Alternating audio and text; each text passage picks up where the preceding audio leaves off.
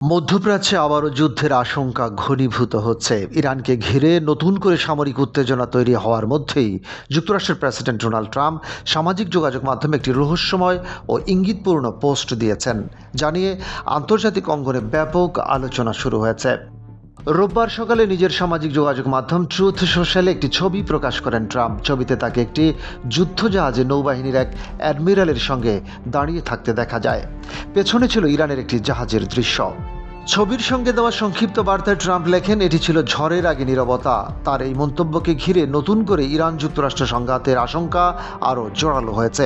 বিশ্লেষকদের মতে ট্রাম্পের এই পোস্ট কেবল প্রতীকী বার্তা নয়, বরং এটি সম্ভাব্য সামরিক পদক্ষেপেরও ইঙ্গিত হতে পারে।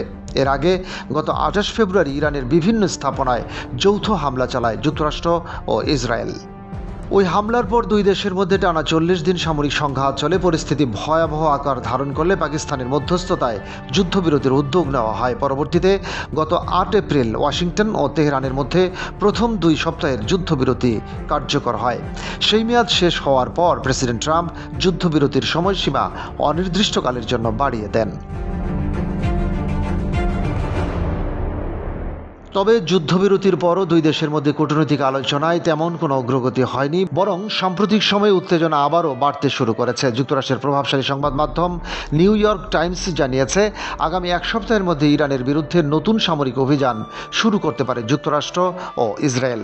এ লক্ষ্যে ইতিমধ্যে ব্যাপক সামরিক প্রস্তুতিও নেওয়া হচ্ছে বলে প্রতিবেদনে উল্লেখ করা হয়েছে। এদিকে জানা গেছে, প্রেসিডেন্ট ট্রাম্প খুব শিগগিরই শীর্ষ সামরিক কর্মকর্তাদের সঙ্গে গুরুত্বপূর্ণ বৈঠকে বসবেন। ওই বৈঠক থেকেই ইরানকে ঘিরে নতুন সামরিক সিদ্ধান্ত আসতে পারে বলে ধারণা করা হচ্ছে। মধ্যপ্রাচ্যের চলমান অস্থিরতার মধ্যে ট্রাম্পের এই ইঙ্গিতপূর্ণ পোস্ট আন্তর্জাতিক কূটনীতি ও নিরাপত্তা বিশ্লেষকদের উদ্বেগ আরও বাড়িয়ে দিয়েছে। ডেস্ক রিপোর্ট, বাংলাবাজার পত্রিকা।